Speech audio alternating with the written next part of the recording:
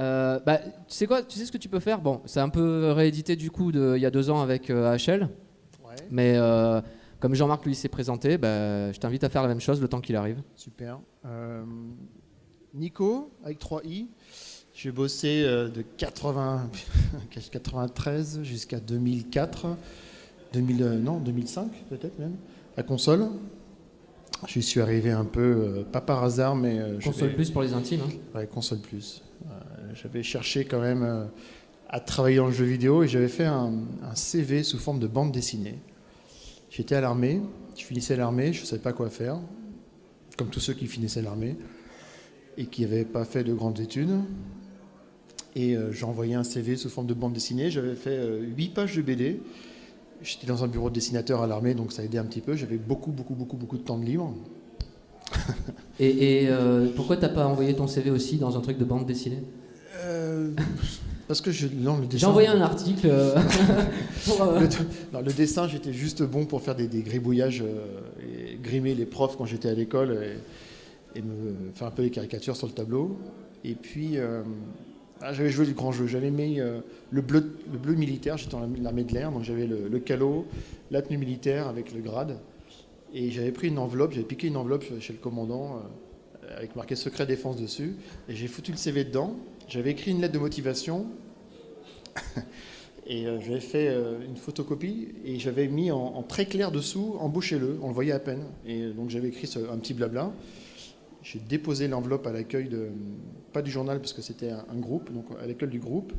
Et la fille est un peu en panique en me voyant arriver en militaire avec confidentiel défense.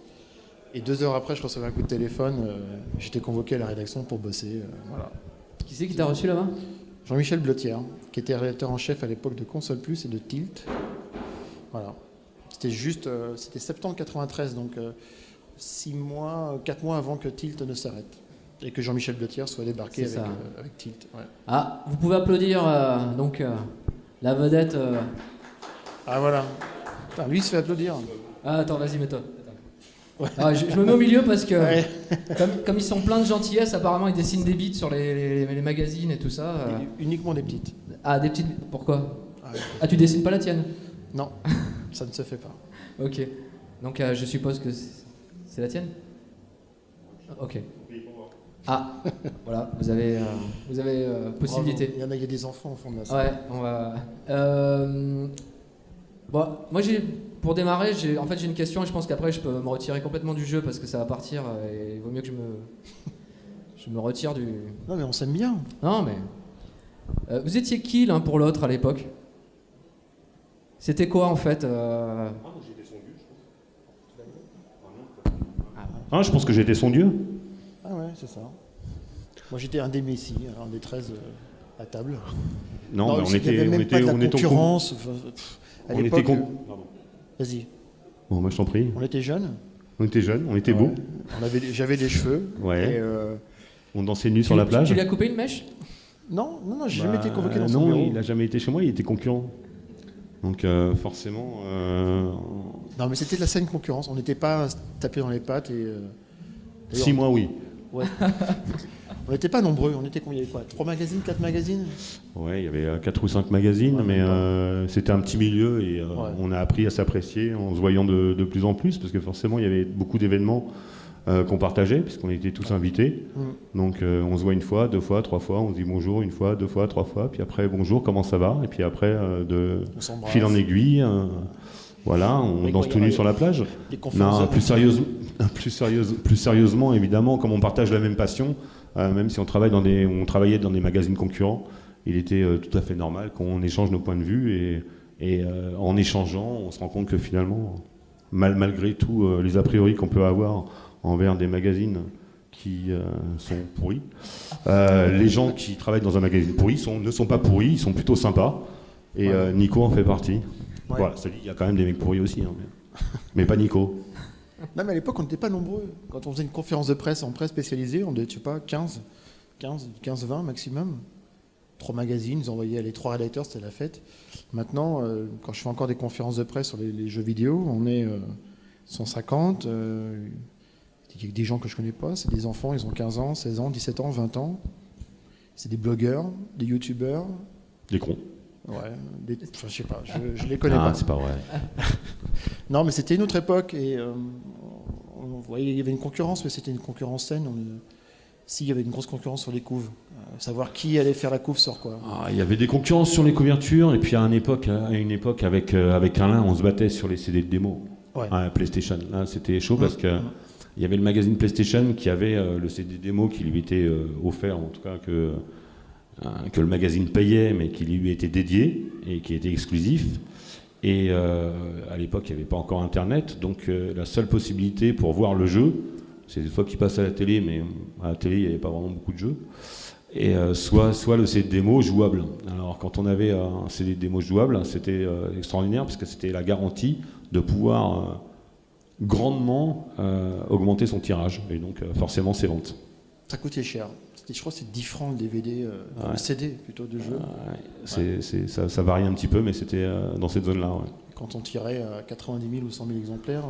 moi j'ai une anecdote à ce sujet-là. C'était vraiment un truc de malade. J'étais dans les mêmes locaux avec Playmag. On était dans les mêmes locaux que Eidos. Eidos, c'est éditeur de Tomb Raider. Et je négocie un CD de démo avec eux. Alors malheureusement, je ne me souviens plus du titre. Je crois que c'est pas Tomb Raider, parce que Tomb Raider, justement, c'est Alain qui me l'avait gaulé, et j'en ai pleuré, je me souviens, j'étais dégoûté. Et donc, comme il fallait compenser, j'en ai eu un autre. Et je redescends de 2 étages. Moi, j'étais au 9e. Au 8e, il y avait Eidos, et au 6e, il y avait encore... il y avait toute la direction du magazine, donc je descends à la direction, je vais voir Marc Andersen, qui était le patron. Je dis, voilà, Marc, écoute, je négocie un CD, ça coûte peut-être 10 francs, on tirait à 80 000 exemplaires à l'époque, donc ça faisait 800 000 francs. 800 000 francs, ça fait 120 000, 130 000 euros aujourd'hui. Ouais. Et il m'a dit, ah bon, 800 000 francs, d'accord, ok. Il m'a fait un chèque, texto devant moi, de 800 000 francs. Pourquoi 800 000 francs? À quel ordre? Eidos Interactive, ok. Donc je suis remonté de 2 étages, parce que j'étais au 6e, je suis remonté de 2 étages. J'ai été voir la comptabilité, j'ai voir le directeur général. Je lui ai dit, voilà, écoute, j'avais vu avec c'était Florent Moreau, hein, j'avais vu... il est toujours. Il est toujours. J'avais vu avec Florent, le directeur marketing de l'époque, c'est ok, voilà le chèque. Il était scotché. Et moi, j'avais un chèque de 800 000 francs dans la main. J'avais jamais vu autant d'argent de ma vie. Enfin, c'était pas en petite coupure non plus. Hein. T'as pas mis ton ordre. Mais c'était hallucinant. Comment vous voulez que dans une société d'aujourd'hui, il y a un patron sur... J'avais 22 ou 23 ans. Je lui demande de dépenser 800 000 francs. Il me fait un chèque sur l'instant. Je suis dans l'ascenseur et je le donne au directeur général de Eidos. C'était hallucinant. Vous faites un reçu, surtout... J'ai bien reçu la somme de 800 000 francs, enfin, c'est hallucinant. Ah oui, c'est dingue. C'est dingue. Mais ça se passait comme ça à l'époque, c'est vraiment rigolo. Ça vous est arrivé de traiter le même sujet à journaux concurrents où exprès ça se tirait un peu dans les pattes en disant moi j'en pense pas ça Non, parce que généralement les sujets on les traitait le même mois, c'était surtout sur les sorties de titres, et du coup... on ne savait pas ce que l'autre allait écrire dessus. On savait une fois que il n'y avait pas des tops Non, c'était pas... Il y a des gens qui parlaient entre eux, disaient, voilà, nous on va faire la couve sur ça. Et je sais qu'Alain, le rédacteur en chef de Console Plus à l'époque, était fou parce que il dit, j'ai appris que, je dis une bêtise, mais Joystick ou Joypad savait qu'on allait faire la couve sur Dragon Ball Z ou sur n'importe quoi. Et ça le rendait fou. Parce qu'il y avait une des rédactrices de Console Plus qui était copine avec une fille de la rédac concurrente, donc ils parlaient, ils échangeaient. Je dirais ça après. Et voilà, donc ils discutaient sur les couves, et ça Alain était fou, il devenait fou. Alors que franchement, on ne change pas une couve du jour au lendemain. C'est des deals qui datent sur des éditeurs, donc on peut pas faire n'importe quoi. Globalement, au niveau des tests, on avait tous à peu près la même chose. En tout cas, tous les tests européens, on les avait, parce que les attachés de presse faisaient le tour des rédactions. Donc on avait tous la même chose. Après, on les traitait comme on souhaitait les traiter. Alors il y a certains tests qui étaient mieux traités chez Console Plus, d'autres qui étaient mieux traités chez Superpower en termes de pagination, où on avait plus apprécié le jeu, donc on avait plus d'informations. Mais globalement, c'était à peu près la même chose. Après, il y a une autre étape, c'est les exclus. Alors de temps en temps, il y avait une négociation sur les exclus. Ah ouais, mais voilà, j'aimerais bien faire le poster, mais donne-moi une exclue. J'aimerais bien faire la couve, mais donne-moi une exclue. Donc ça, c'était un moyen de se démarquer par rapport à la concurrence. Et ce que moi, je trouvais le mieux, c'était le travail. C'est-à-dire que on pouvait, à l'époque, ce qui est plus possible aujourd'hui, avec son carnet d'adresses, on pouvait aller voir un développeur parce qu'on avait sympathisé avec lui, aller voir, bah, écoute, voilà, j'aimerais bien pouvoir faire un reportage chez toi, qu'il soit en Angleterre, aux États-Unis, au Japon ou ailleurs. On pouvait le faire. C'est-à-dire que le développeur nous ouvrait les portes. Aujourd'hui, le développeur, il ne va pas nous ouvrir ses portes. Non. Aujourd'hui, le développeur, il va nous faire signer un NDA, il va nous donner les photos qu'il a envie de nous donner. On ne va jamais pouvoir aller dans ses bureaux et bouger et regarder un petit peu les ordinateurs, les machins. Aujourd'hui, c'est pas possible. On va être dans une pièce fermée, il va y avoir l'attaché de presse qui sera là, on pourra faire peut-être une interview, et encore, c'est pas sûr. Donc ça, c'est complètement... Aujourd'hui, c'est devenu hermétique, alors qu'à l'époque, on pouvait... Si on avait les bons contacts, on pouvait faire vraiment un travail d'investigation de journaliste, ce qui n'est plus possible aujourd'hui. Non, le marketing a pris le pas sur beaucoup de choses et il contrôle tout de A à Z. Nintendo, on n'est pas au courant des jeux qui sortent tant qu'ils n'en ont pas parlé. Quoi d'autre encore? Et à l'époque, on pouvait. C'est-à-dire qu'effectivement, comme tu disais, il suffisait d'un peu copain d'avoir discuté sur un salon avec un développeur. Bah oui, passe. C'était un peu la porte ouverte, viens chez moi, voilà. Ouais, c'est fini. Et je suis content aujourd'hui, c'est-à-dire qu'à travers les bouquins que je fais aujourd'hui, j'interviewe des gens qui ont été acteurs il y a 20 ans, 25 ans ou il y a 30 ans, qui avaient la langue liée à l'époque parce qu'ils étaient employés de telle société et donc ils ne pouvaient pas parler, enfin moins parler, en tout cas des anecdotes, des trucs croustillants, des trucs sympas. Et aujourd'hui, comme ils n'en ont plus rien à faire, ils ne sont plus liés par aucun contrat, du coup, voilà, ils nous racontent des trucs, mais hallucinants. T'as un exemple? Ouais, plein. Vas-y. Mais pas maintenant. Ah, tu attends qu'il soit? D'accord. Non, alors, ce sera demain, alors. Il y en a plein. Je pense au patron de Psygnosis, Donny Friedman. Il est plus chez Psygnosis, donc une société qui a été rachetée par Sony. Au moment de l'introduction de la PlayStation, il y a des trucs mais vraiment extraordinaires. Vraiment, vraiment très drôle. Son passage chez Atari, avant il bossait chez Atari, tout ce qui s'est passé avec Jacques Tramiel, c'est des trucs de fou. Ou je pense à une anecdote aussi hallucinante. C'était le choc de culture pour la Nintendo 64. Le choc de culture entre une start-up de la Silicon Valley avec Silicon Graphics et une société japonaise extrêmement rigoureuse qui s'appelle Nintendo. Et c'était vraiment deux chocs de culture. Et il y a Germolou qui a une conférence de presse. Putain, il baisse son pantalon, il monte ses fesses à tout le monde. Et devant Yamauchi, le patron de Nintendo. Enfin, des trucs de malade. Donc, c'est des trucs qui sont extraordinaires. Comment vous voyez aujourd'hui justement, parce que bon, aujourd'hui tout le monde sait, enfin beaucoup de gens en parlent parce que ça leur fait plaisir d'avoir un peu gagné la guerre entre guillemets du marché du divertissement, donc le jeu vidéo plus rentable que le cinéma et la musique, etc. Comment vous voyez la manière dont maintenant est médiatisé tout ce qui est test sur Internet surtout, parce que maintenant 99,99999% du journalisme sur le jeu vidéo ça se fait sur le net. À travers les youtubeurs, tu évoquais ça. C'est pas du journalisme à travers les youtubeurs. Bah, c'est du marketing. Ah oui, c'est absolument pas du journalisme. Ils sont payés par. Ouais, je sais. Ouais. Donc c'est pas du journalisme. Donc non. Et ils sont très bien payés. Je sais, je ne vais pas dire ni l'éditeur ni le youtubeur. Moi je sais aussi. Un quart d'heure. Mais je vais pas le dire. Parler d'un quart d'heure d'un jeu sur une simulation d'agriculture. J'ai pas dit non. Hein, d'accord. Ah, mais je vois chez un certain éditeur, c'est payé 15 000 €. 15 000 € pour que le youtubeur parle pendant un quart d'heure de leur simulation. Donc 1 000 €. C'est logique. C'est pas bien, mais c'est logique. Ah oui. C'est pas bien, mais c'est logique. C'est exactement le prix qu'on faisait payer des publicités dans Console Plus en francs pour une page. Un mensuel. Pour un mensuel qui vendait à. Moi j'avais entendu dire que tu avais été 000 payé 50 000 francs à l'époque pour un test tronqué dans la Console Plus, parce que ça a toujours été comme ça, c'est Console Plus. Mais toutes les pages étaient payées par les éditeurs à Console Plus, non? Ça. Juste à Console Plus, hein. Dans les autres magazines, ça se passait pas comme ça. Si j'avais su. Ah bah ouais, t'en as pas profité. Mais Alain, il en a bien profité. Hein. Voilà. Alain, si tu me regardes. C'est pas vrai. Hein. Non, c'est pas vrai.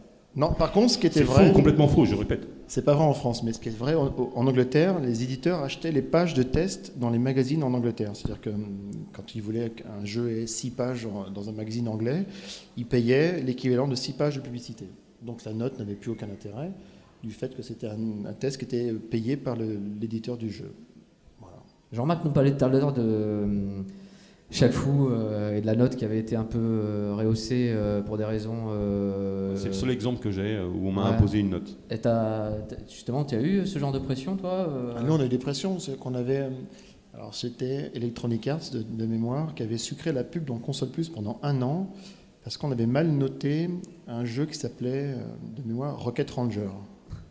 Rocket Ranger, qui devait être le nouveau jeu de plateforme ultime sur la Super Nintendo. C'était un petit écureuil, je crois, non? Ou un truc, une renard, je ne sais pas ce que c'était, avec équipé. Un jeu de plateforme, ça ne dit rien, Rocket Ranger? Une sorte de raton laveur, enfin je sais pas, c'est peut-être un Ratchet & Clank avant l'heure. Et on avait mis, je sais plus, 86%, je crois que c'est pas une mauvaise note, c'est pas une mauvaise note. Non, c'était une bonne note. Non, mais c'était pas une bonne note pour Electronic Arts, qui estimait que le jeu valait 90 et plus. Ouais. Et donc on avait eu 1 an de publicité sucrée dans Console Plus, parce qu'on avait mis que 86%, je sais plus, ouais, 84%. Pour les éditeurs, il fallait 90%. Voilà. Ouais. En dessous de 90%, c'était pas bien. Non. Donc on avait de la pression, parce qu'effectivement c'est la pub qui faisait fonctionner les magazines. Dans le jeu vidéo, à l'époque, et je crois que c'est toujours un peu le cas maintenant, c'est que quand on voulait faire venir des annonceurs autres que la presse jeux vidéo, à savoir, je ne sais pas une bêtise, Nike, Coca-Cola, Nike, les scooters Peugeot, etc., il fallait avoir un certain nombre de ventes au mois. Et Console Plus, malgré le nombre de ventes qu'on faisait, parce que quand je suis arrivé en 93, c'était 90, 100 000 ventes par mois, on n'avait pas assez de ventes pour intéresser autres annonceurs que ceux du jeu vidéo. Donc on était pieds et poings liés à ces annonceurs. Ouais. Voilà. C'est-à-dire que si on avait trouvé notre indépendance éditoriale, on l'avait, mais on était un peu coincé par les annonceurs. Si on avait pu trouver des annonceurs autres que les jeux vidéo, on aurait pu écrire ce qu'on voulait dans Console Plus, sans craindre d'avoir de la page publicité sucrée.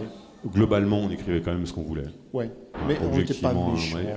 En 10 ans, j'ai eu un cas. Ça vous est arrivé d'un numéro à l'autre de dire putain, t'as vu ce que. Enfin, ils ont fait, c'est une bonne idée, faudrait éventuellement essayer de réagir là-dessus ou de. Non, moi j'étais Vous regardiez un peu, vous essayiez un peu, vous lisiez un peu. Oui, je regarde un peu. Enfin, moi pas tout, mais la concurrence, on la recevait, la publicité recevait les magazines pour faire les piges. Alors, faire les piges à la publicité, ça voulait dire regarder quels étaient les annonceurs que le magazine concurrent avait, qu'on n'avait pas, pour aller les démarcher, pour les faire venir dans notre magazine. Donc, on récupérait les magazines, on lisait un peu ce qui. Mais non, j'ai jamais lu.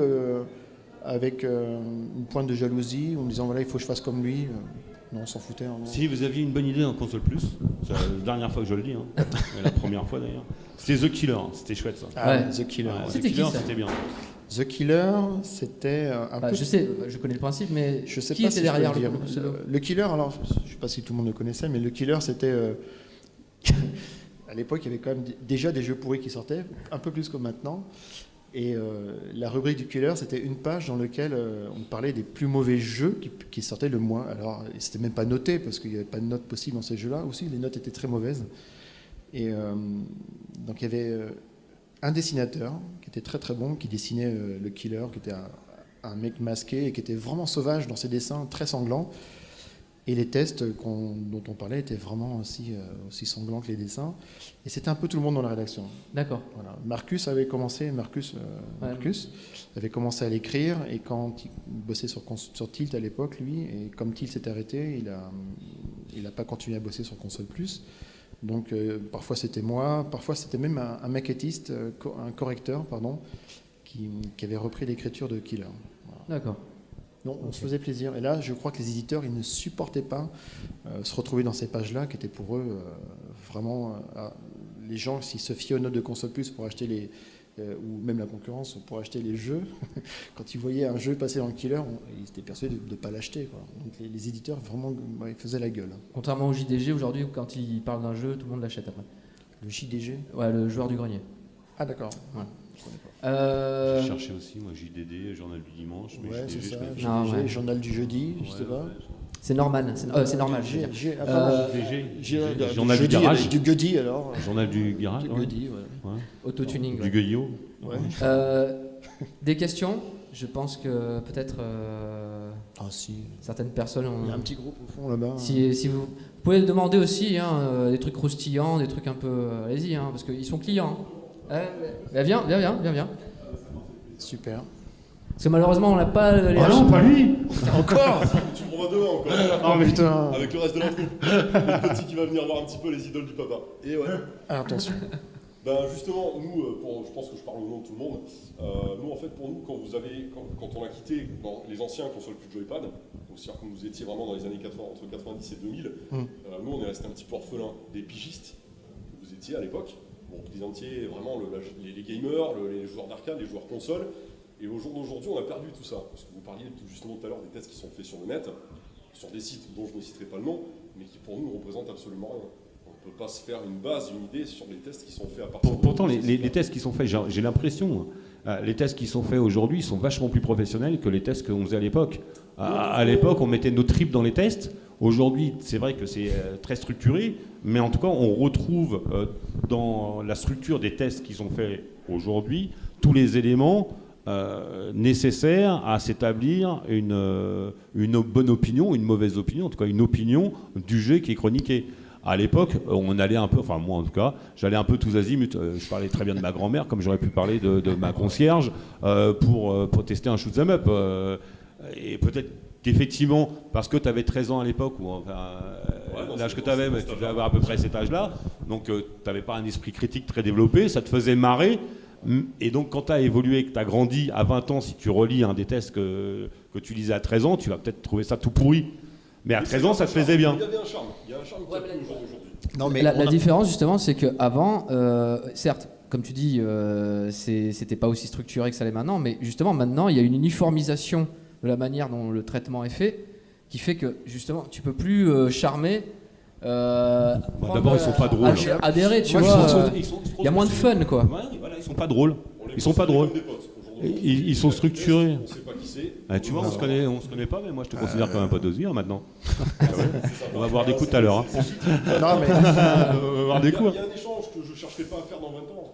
Dans 20 ans, on me dira, il y a les gars de X sites qui sont là, je n'irai pas leur serrer la main, parce que j'aurais pas... Ouais, mais je pense quand même que c'est parce que tu avais 13 ans à l'époque. J'aurais pas... Voilà, ah oui, c'est sûr, il y a un... C'est sûr. Ouais. Voilà. Si tu avais eu 20 ans, peut-être qu'aujourd'hui tu ne serais pas comme tu es aujourd'hui, enfin, avec nous. Bah, c'est sûr. Tu étais plus sensible à 13 ans que tu l'es à 20 ans. Bien sûr. Ouais. Mais ce qui nous reste à nous au jour d'aujourd'hui, je vois qu'au jour d'aujourd'hui, ça...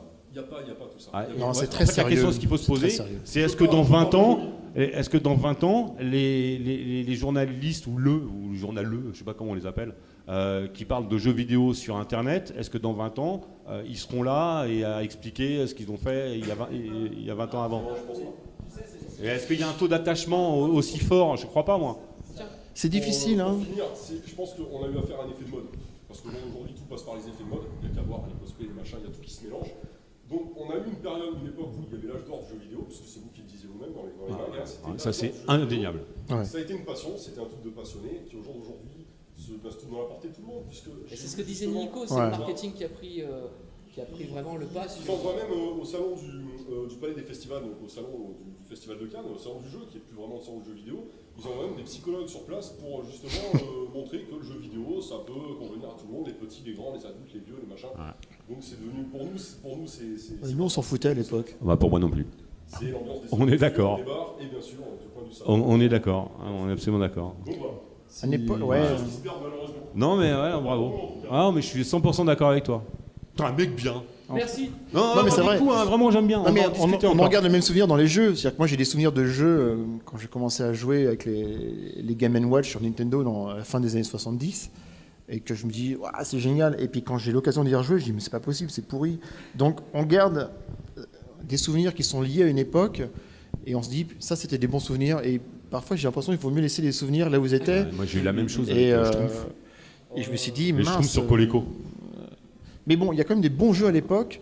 Où là, j'ai redécouvert des jeux sur Spectrum, ZX Spectrum, où j'ai recommencé des jeux à y jouer en me disant mais ce jeu il sortirait maintenant avec un graphisme amélioré. Je suis sûr qu'il fera un carton. Covenant, qui s'appelait, ils l'ont adapté après en français, il s'appelait Le Survivant, Air Informatique, qui a fait ça sur Amstrad. C'est un jeu, j'ai calculé, il y a 64 salles multipliées par 4, ça fait 256 niveaux. dans un jeu qui était codé en 32 kilooctets à l'époque, c'était quand même incroyable. Et Là, il était. donc il n'y a pas énormément de gros jeux, mais il y a quand même ils ont fait à l'époque des très très très bons jeux. Non, ce qui était aussi extraordinaire. Ah, pardon. excusez-moi. Ouais, non, c'était pour reprendre. En fait, tout à l'heure, tu as très bien résumé, c'est que tu as dit on écrivait avec nos tripes. Je pense que c'est ça qui nous a séduit à l'époque. C'est qu'en fait, quand on lisait tes articles, T'en balançais tout. en fait, on avait réellement ton ressenti sur ces jeux. Or, maintenant, tout est structuré. C'est très lissé. C'est impersonnel. Mais est-ce que, donc je retourne la question, est-ce que tu penses aujourd'hui que si un journaliste ou un youtubeur ou je sais pas quoi écrivait avec ses tripes, ça marcherait? Je pense que c'est ce qui fait en partie le succès des youtubeurs. Le youtubeur, il lâche un peu les vannes. Hein. Ouais, je pense que c'est ça. C'est pas écrit, mais c'est joué. Mais tu le vis en temps réel. Donc du coup, tu as un ressenti de trip. Parce que je sais que le joueur du grenier, c'est d'où le succès du joueur du grenier, c'est ça. Voilà, je pense que c'est ça en fait. Tu te rends compte que si à l'époque on avait eu Internet, du grenier, c'est nous de l'époque. Ouais, c'est-à-dire que si on avait eu les moyens de communication qu'il y avait aujourd'hui, si on les avait eu à l'époque. T'imagines, je sais pas, une chaîne de télé Console Plus sur YouTube ou Joypad. Non, Console Plus, j'ai du mal à imaginer. Mais Joypad, ouais. Joypad peut-être. C'est ça. Ou Joy Plus, je sais pas. Mais je pense qu'on. Consopad. À 20 ans à ça fait l'époque. vachement chaîne plutôt. Ouais, c'est bien, mais ça aussi, ça doit exister. Rose, quoi, non? Ouais. Non, mais tu te rends compte? C'est-à-dire que si on avait pu délirer comme on écrivait, en faisant le con sur mon écran. Est-ce qu'on aurait été aussi. Et après, il fallait avoir la facilité de l'oral. Moi, je l'ai pas et je l'avais pas à l'époque. J'avais plus une facilité de l'écrit. Il y a des youtubeurs qui ont commencé qui n'étaient pas forcément. Bon, écoute, non, Donc voilà, on a lancé une idée, ils vont faire une chaîne YouTube.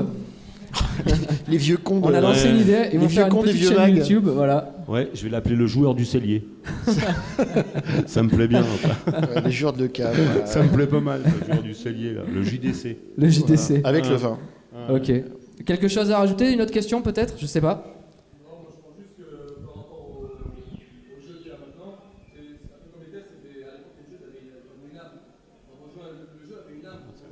Ouais, je suis d'accord.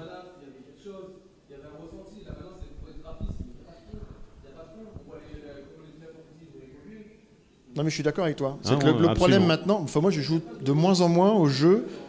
Alors je ne vais pas le dire parce que j'écris encore dans des magazines, mais pas dans la presse spécialisée. Donc du coup, je survole le jeu maintenant plus que à l'avant, à Console Plus. C'était partout dans les mags. On passait des nuits à la rédaction, des trucs qui se font plus maintenant. C'est-à-dire qu'on passait des nuits entières à bouffer des pizzas c'était les meilleurs moments. Qu'est-ce qu'on se marrait.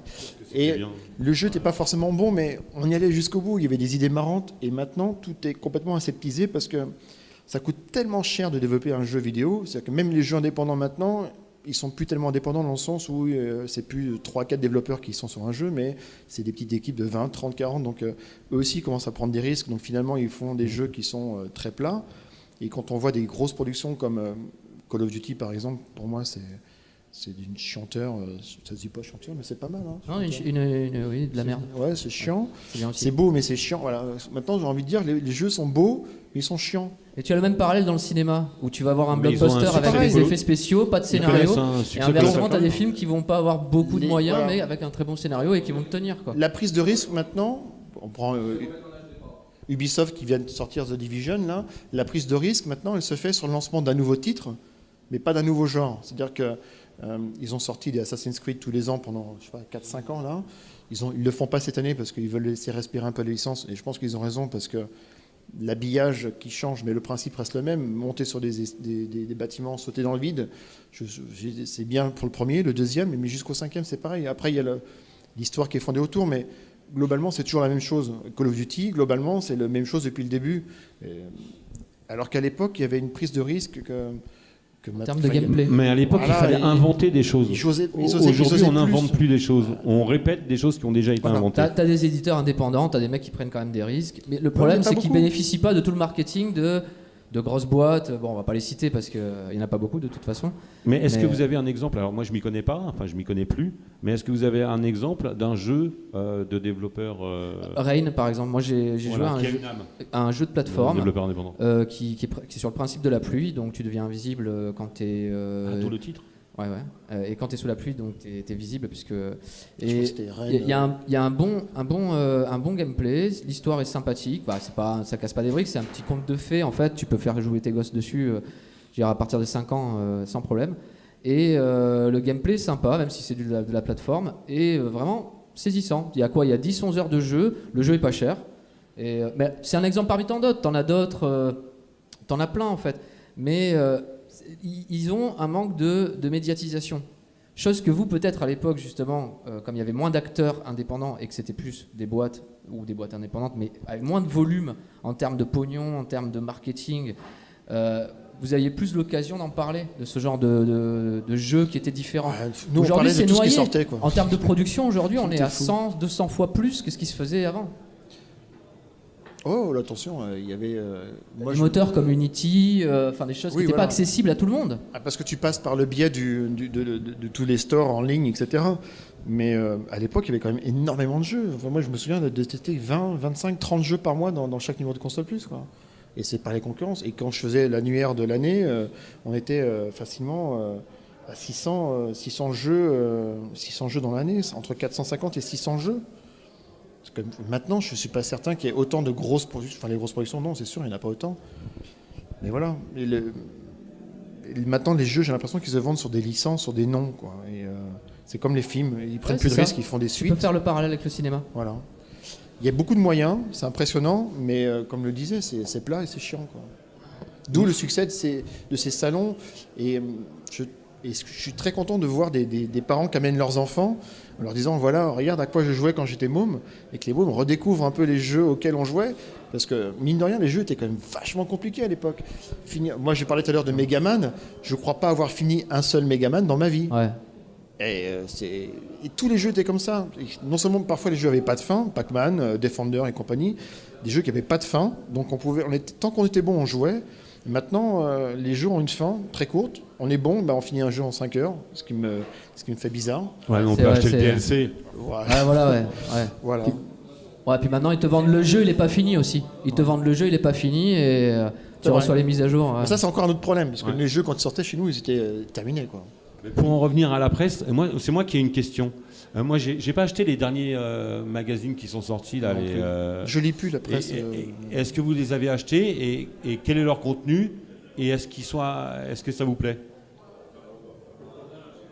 Parce qu'à l'époque, je me souviens, à l'époque, faire un magazine de jeux vidéo, c'était peut-être le plus facile des magazines à faire dans la presse. Ah oui. On fonctionnait tous sur le même calque, entre le même patron. C'était news, previews, tests. Et tips. Et reportages et interviews de temps en temps. Et tous les magazines de l'époque étaient sur le même format. Et après, c'était juste le ton. Et je pense que les gens achetaient des magazines en fonction des gens qu'ils aimaient dans les magazines, plus que par leur contenu. Et l'info aussi, parce que si on compare par exemple Console Plus avec Joypad, Console Plus, vous aviez quand même une stratégie, et ça c'est une vraie stratégie, c'était l'import. Ah oui. Dans Console Plus, il y avait vraiment quand même une partie import bien plus importante que dans Joypad, parce que vous aviez... On avait un correspondant au Japon qui était très très bon, et c'était 40-60 pages du magazine. Les premières pages, c'était que de l'import japonais. Et maintenant, cette notion d'import, elle n'existe plus. Parce que le marché s'est mondialisé aussi. Exactement. Donc avant, il y avait ces petits jeux qu'on trouvait, enfin c'est des jeux, je me souviens, j'ai toujours cet exemple-là, le Street Fighter 2 quand il est sorti en France, les boutiques à Paris, parce qu'à l'époque j'habitais Paris, 990 francs. Ils vendaient 1500 francs. 990. 1500 francs le jeu. Donc il y avait 3-4 gamins qui étaient dans la boutique et ils faisaient monter les prix. Donc ils prenaient le gamin qui allait chercher son jeu à 1500 francs. 1500 francs, c'est 250 €, quoi. C'est un truc, c'est beaucoup plus en fait. Avec l'inflation, c'est beaucoup plus. Mais et dès que le gamin avait acheté son jeu, les gamins repartaient et le type ressortait un jeu de derrière son bureau. Et du coup, il se faisait, 1500 francs un jeu d'import. Et maintenant, c'est terminé avec Internet. Alors, il y a du bien, il y a du moins bien, mais c'est que chacun peut avoir son jeu sans avoir à le payer une fortune. Voilà. Mais je préférais quand même l'époque avant.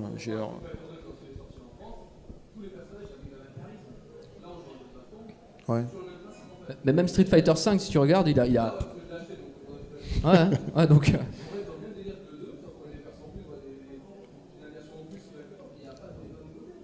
Ouais, d'accord.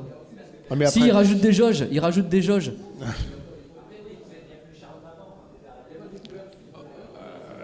Oui, mais à mon avis, c'est aussi extrêmement difficile de pouvoir se renouveler. Il y a Sur tellement un jeu de comme, jeux ouais, qui sont sur un jeu sortis, comme il y a eu Street tellement Fighter. d'idées qui ont été portées dans les jeux, et ça pendant 20 ans, 30 ans, c'est aujourd'hui difficile de trouver une idée révolutionnaire. Alors plusieurs, c'est encore plus difficile. Donc qu'est-ce qui peut, au niveau marketing, au niveau commercial, fonctionner? C'est juste l'apport de technologie. Et c'est l'apport de technologie c'est qui du va hardware. faire, avec évidemment un scénario qui tient un peu le choc, l'apport de technologie, un scénario qui tient un peu le choc, et après un matraquage publicitaire qui va faire en sorte Il que n'y a ça pas soit de un prise de succès. risque sur le gameplay. Si, les seuls ceux qui ont toujours pris des risques. Alors après, on va dire que je suis un pro Nintendo, mais je pense que c'est, à mon avis, Nintendo qui a toujours fait évoluer les jeux en fonction de leur hardware et non pas l'inverse. C'est-à-dire que ils ont été les premiers à sortir une manette avec une croix directionnelle dessus, avec la NES. Ouais. Avec la Super Nintendo, ils ont été les premiers à faire des boutons LR, ce qui a changé beaucoup de choses dans la manière de prendre les jeux. Après, avec la Nintendo 64, ils ont été les premiers à faire les sticks analogiques. Donc, plus on appuyait sur le bouton, plus le personnage avançait, où il y avait une réponse. Après, il y a eu la GameCube, c'était à peu près la même chose que la Nintendo 64. Et quand ils ont sorti la Wii, il y avait la première fois des manettes à reconnaissance de mouvement. Alors, ils avaient essayé de le faire à l'époque. Moi, je me souviens, à Console Plus, j'avais testé des manettes au mercure. C'est-à-dire qu'en inclinant la manette à gauche ou à droite, il y avait une petite jauge de mercure qui faisait le contact à gauche, à droite. Donc, on avançait, on reculait en orientant sa manette. Mais c'était vraiment rudimentaire. Là, ils ont ajouté des accéléromètres et plein de choses, des gyroscopes dans leur manette. Mais je crois que Nintendo a toujours été, de tout temps, les innovateurs en matière de technologie de prise en main. Alors ça leur a coûté cher parce que c'était les seuls à maîtriser leur truc. Les meilleurs jeux sur quelques consoles Nintendo que ce soit, ça a toujours été les jeux Nintendo et quelques éditeurs tiers comme Capcom principalement, mais ça c'était beaucoup à l'époque de la Super Nintendo, beaucoup moins maintenant, qui sont d'ailleurs totalement absents de Capcom, ils savent plus, enfin je sais pas, il n'y a plus de licence, il n'y a plus de jeux, ils sont pas très bien. Mais pour moi, c'est Nintendo qui a fait avancer le jeu. Je suis pas sûr que la manette PlayStation elle aurait été comme ça si Nintendo n'avait pas sorti sa Nintendo 64 avec ses sticks analogiques. Ouais, donc la prise de risque, c'est Nintendo qui l'a pris, qui a souvent été copié. D'ailleurs, tout le monde a repris le même principe après. Mais l'innovation, maintenant, je pense qu'il faut la chercher du côté technologique. L'arrivée de la réalité virtuelle à la fin de l'année chez Sony, à mon avis, c'est le renouveau du jeu vidéo. Il passe par là. Microsoft s'est complètement planté avec le Kinect, qui pour moi était une vraie connerie. Commander une télé ou des jeux par la voix, c'est pas quelque chose d'agréable ou de naturel. En revanche, jouer à un jeu vidéo en faisant ça, en pêchant, ou en faisant ça au tennis, ou en faisant un bowling, en reproduisant les mêmes gestes qu'on fait dans la vraie vie, ça c'était une vraie innovation technologique, une vraie idée. Microsoft s'est complètement planté. Ouais. Et la réalité virtuelle, il y a à mon avis un énorme enjeu dessus, dans le sens où c'est peut-être qu'on va redécouvrir des jeux maintenant grâce à cette nouvelle technologie. Je croise les doigts. Hein. Pardon ? Ah oui, mais moi je me souviens des premiers casques de réalité virtuelle qui pesaient 3 kg et d'ailleurs il y avait un Amiga 500 qui dirigeait le tout. Ils voulaient aller trop vite, il n'y avait pas la technologie qui était capable de le faire. Ils le faisaient mal parce qu'ils ne pouvaient pas faire mieux. Maintenant, il y a 2 ans, j'ai eu la chance de tester les premiers casques de Sony. C'était déjà très très beau et très immersif. Mais vous n'aviez pas eu une couve justement sur la réalité virtuelle chez Sega ? Ouais, c'est Joypad. Peut-être, ça, ouais. Mais nous non. Joypad, on a fait ça. Ouais, vous avez fait ça, c'est ça. Ouais, c'est Alain qui en avait parlé. C'est Alain qui avait eu l'info au Japon. Eu l'info, non, à l'E3 ou CES, ouais, c'est ça, l'un ou l'autre. Ouais. Ouais, mais ça c'est vrai, c'est un mais c'est parce fantasme, qu'on avait des bonnes relations avec Sega, puisqu'on avait Megaforce qui était le magazine officiel Sega. Et donc c'est un concours de circonstances en fait. Donc elle n'est jamais arrivée. Il était super fier. T'as raison, je crois que c'est un vieux fantasme. Il était super fier et moi j'étais bien dégoûté. La réalité virtuelle, c'est quelque chose qui fait rêver tout le monde. Ouais. Mais tant qu'on n'a pas la technologie, c'est se tirer une balle dans le pied que de vouloir faire quelque chose. Regarde le Virtual Boy. Le Virtual Boy, Nintendo s'est pas planté beaucoup de fois dans leur vie, mais là ils se sont vraiment plantés. Et c'est quand même. Mais l'idée était vraiment excellente. Pendant un quart d'heure, c'était vraiment très bien. Après, ça donnait mal au crâne. Mais l'effet de profondeur en 3D, c'était déjà les prémices de ce que allait sortir maintenant. Les télé 3D, c'était une mode, c'est totalement passé. Moi, j'ai une 3DS XL, je ne me mets jamais en 3D parce que ça donne mal au crâne et ça n'a aucun intérêt. Je pense que c'était une mode. Mais la réalité virtuelle, je pense qu'ils tiennent quelque chose. Ça ne marchera forcément pas avec tous les jeux, mais je pense qu'il y a des jeux où ça va être parfait pour ça et d'autres pas du tout. Alors, je pense qu'aussi on va avoir un Tetris VR. Pas mal. Tetris VR. On va avoir je pense Ça qu'on va va être avoir sympa. des Ça va être cascades sympa. de jeux qui vont sortir et d'autres qui. Là, pour le coup, le killer, il se fait J'imagine. plaisir, mais je pense qu'il y a beaucoup de C'est jeux toi qui le vont être trio vraiment très mauvais. Et à côté de ça, ça donne des chances à des nouveaux studios. Le plus inventif réussira, à mon avis, à faire quelque chose. Non, Mais il y c'est a un déjà nouveau ça, mais concept, ça. je sais pas, tu prends déjà World of Warcraft, relancer un jeu comme ça sur la réalité virtuelle. Duke Nukem. Mais ça serait vraiment génial. Être dans l'univers, ouais. Moi, j'avais la chance, il y a 2 ans, d'assister à 4 démos avec ce casque-là. Il y avait un jeu où j'étais allongé sur un pouf et je devais descendre une piste allongé sur une planche à roulettes et je passais sous les voitures, etc. Ça m'avait rendu malade. J'avais vraiment mal au ventre, j'avais des sueurs. J'étais hyper sensible. C'était vraiment tellement immersif que ça donnait. Je me concentrais juste sur la route et je frissonnais. Et la deuxième démo, c'était tout bête. On était un chevalier. Il y avait 2 râteliers à droite et à gauche. On pouvait prendre une épée dans chaque main et ça se jouait avec le PlayStation Move. Quand on appuyait sur la gâchette, les doigts se fermaient comme ça. Donc on tendait la main. On voyait juste sa main sur l'écran. On prenait l'épée en appuyant. Donc, on avait vraiment l'impression que nos doigts se fermaient devant. Et quand on manipulait l'épée, elle se bougeait exactement comme bougeait notre main. Ça, c'était vraiment très... Mais c'était juste une démo technique. Il y avait une démo, on ne faisait rien d'autre que on était immergé dans une cage avec un requin blanc qui nous attaquait au fond de l'eau et un simulateur de vol. Et le problème, c'est que pour chacun des 4 démos, c'est 4 manières de jouer différentes. Un simulateur de vol, tu veux dire, tu es dans un supermarché, tu dois aller prendre des trucs dans les rayons. Là, derrière, un Barbès. Okay. Là. Et, pas Barbès ici, mais à Valoris. Et le problème maintenant, et je pense que c'est le plus gros problème qu'ils vont avoir, c'est développer les instruments qui permettent de jouer à ces jeux dans réalité virtuelle sans avoir à bouger dans son salon, parce qu'on voit des prototypes où les gens sont entourés dans une sorte de nacelle, ils marchent au sol pour se déplacer. Et à mon avis, ça, c'est des mauvaises idées. C'est-à-dire que c'est pas des choses que les gens vont avoir dans leur salon pour jouer, c'est trop gros. Ou alors, s'ils l'ont pas, ils vont risquer de se manger les murs.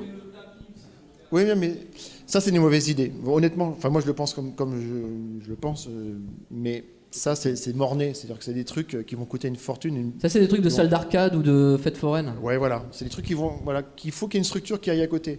Le mec qui réussit, et j'espère que Sony va réfléchir à ça, c'est comment se diriger et interagir avec juste 1 ou 2 manettes dans la main.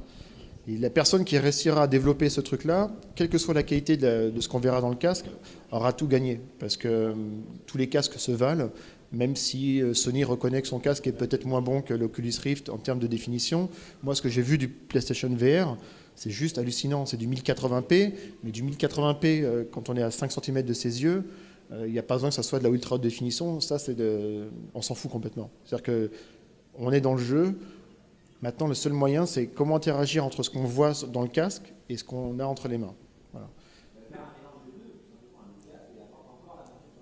Ouais, mais pas une même manette, une autre manette. Donc ça, et ça n'a jamais été, le point fort de Sony. Ils ont toujours su faire des bonnes manettes, mais c'était quand on voit la première manette de la PlayStation 1, à part les sticks analogiques qui ont été rajoutés, il n'y a pas grand-chose de nouveau dans ces manettes-là.